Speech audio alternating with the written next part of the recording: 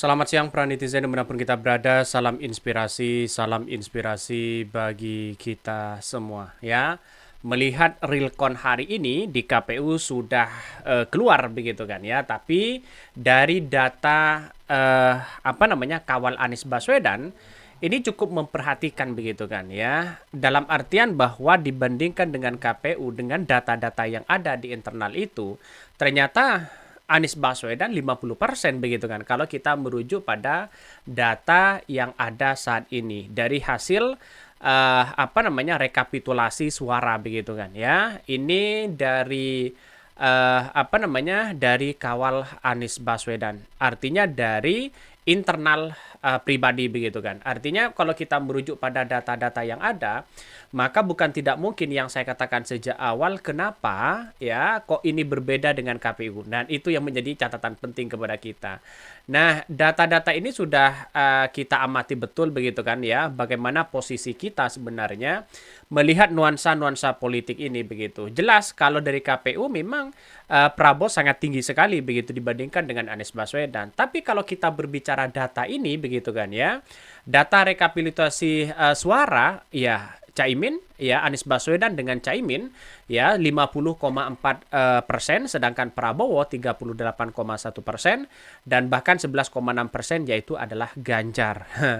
Kalau melihat data-data ini jelas Anies Baswedan menang di situ begitu kan. Lihat saja ya di Sobat Anies Nasional di situ begitu sudah sudah melihat dengan potensi-potensi yang ada selama ini ya, karena dengan adanya situasi ini sudah tidak bisa terkejar lagi begitu kan ya posisi Prabowo begitu. Kalau kita berbicara terkait dengan data itu.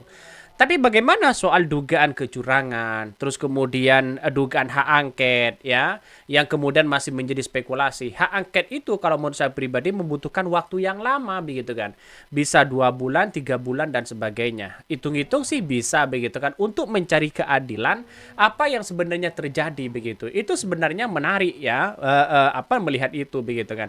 Tapi nampaknya hari ini masyarakat sudah bisa melihat ya dan bisa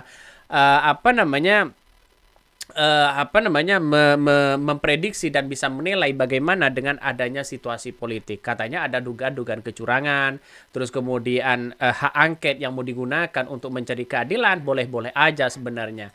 Tapi banyak komentar-komentar netizen yang mengatakan begini, jangan lupa ya ini harus dikawal ya. Versi 1 yang dikelola Agus Maksum. Benarkah seperti itu? Ya, kita lihat saja. Si satunya sudah Anies Baswedan menang katanya begitu kan. Ini versi KPU kan jauh begitu. Kenapa rekapan bisa ya berhari-hari ya? Kira-kira kapan bisa selesai secepatnya ya? Si Nusron Wahid udah sombong betul, pihak salah satu paslon juga udah mengklaim kemenangan.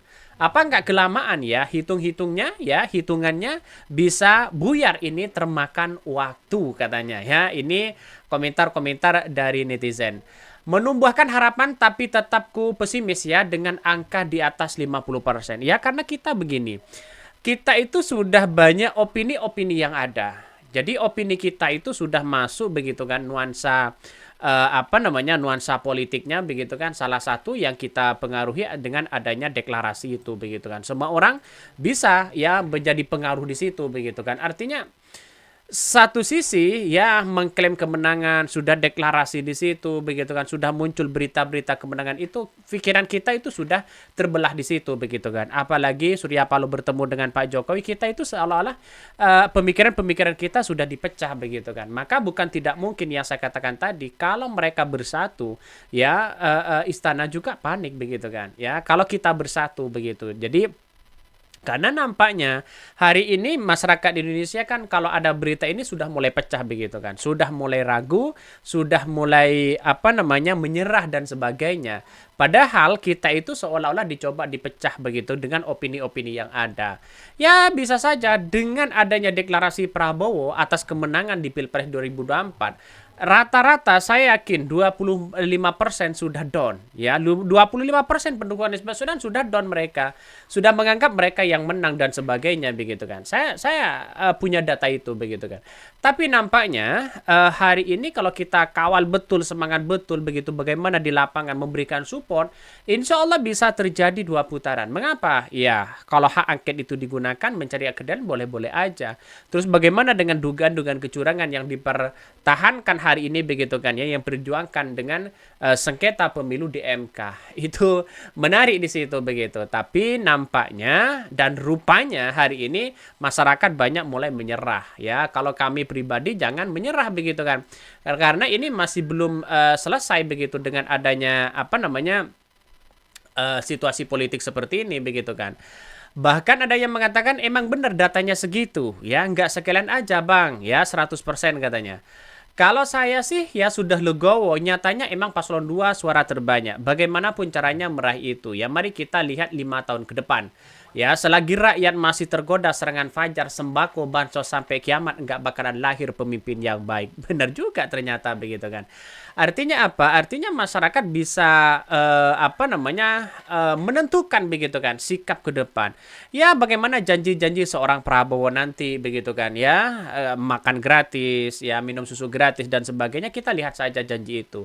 Tapi nampaknya kalau misal ya masyarakat kan ya yang dikatakan oleh netizen begitu kan, selama mereka memainkan bansos, menerima bansos dan sebagainya, tidak mungkin ya pemimpin terbaik itu dipilih begitu kan. Ya, jadi saya menganggap ada nuansa-nuansa seperti itu, saya kira sah-sah aja dalam berdemokrasi. Tapi kita lihat saja begitu kan. Narasi-narasi orang kan berbeda begitu kan. Jadi artinya apa? Artinya masyarakat ya sudah melihat bagaimana data dengan adanya realcon ya, bahkan quickcon di KPU sudah menyatakan kemenangan sudah di data KPU sudah Prabowo unggul begitu kan. Ya, kita sebenarnya melihat itu down begitu kan. Jujur, bagi kami bukan soal down, bukan soal apa begitu kan. Yang penting adalah bagaimana demokrasi itu bisa menjadi bakal dan acuan ya, bahwa demokrasi itu benar-benar baik-baik aja, bukan dalam situasi tidak baik-baik aja. Maka silahkan mau pilih yang mana silahkan. Ini bukan soal menang sekala begitu. Kalau menang kita awasi aja bagaimana kebijakan-kebijakan yang terjadi selama ini begitu kan. Jadi masyarakat harus tahu dan berbondong-bondong di situ begitu. Jadi ini ya banyak sekali komentar-komentar netizen. Budayakan membaca sih ya, perhitungan cuma di daerah Jatim ya, bukan se-Indonesia. Ya, karena nampaknya hari ini kalau kita melihat data-data dari internal itu, lihat saja di situ. Saya sudah cek begitu kan. Ya memang benar Anies 50% di situ begitu. Nggak tahu ini apakah ini yang harus kita perjuangkan kepada rakyat Indonesia nanti di pemilu begitu kan ya. Anies Baswedan mentweet bahwa suksesnya demokrasi itu ditentukan bukan oleh pemenang, tapi oleh kemauan pihak-pihak yang kalah untuk menerima kekalahan. Ya, tweet lama 4 Juli 2013. Ya, itu bagi Anies Baswedan. Jadi sekarang itu sudah tidak hanya pendukung-pendukung Anies Baswedan, saya kira Anies Baswedan juga mengalami down di situ begitu kan, karena kalahnya kalah jauh di situ begitu. Itu versi KPU. Nah, kalau sudah versi KPU bagaimana begitu kan? Jadi saya menganggap bahwa apa yang terjadi selama ini ya biasa dalam dunia politik begitu kan, tidak harus kita saling caci maki dan sebagainya begitu kan ya. Kalau menang ya menang, kalau kalah kayak kalah, tapi kita harus memang benar kawal betul begitu bagaimana dengan adanya demokrasi kita, karena demokrasi kita sekarang ini dalam tidak baik-baik aja. Ya kita lihat saja nantilah begitu kan ya, karena pemilu kita itu bukan soal 5 tahunan, tetapi soal rakyat yang bisa menilai. Bisa saja nanti Anies Baswedan akan menjadi calon gubernur. Ya bersaing dengan siapa begitu kan. Oke ya, mungkin itu yang kami sampaikan ya. Tonton terus channel Ho dari Podcast Rakyat ini karena ada berita-berita menarik dan viral setiap harinya. Salam para netizen, salam inspirasi bagi kita semua. Jangan lupa di subscribe channel YouTube Ho dari Podcast Rakyat ini.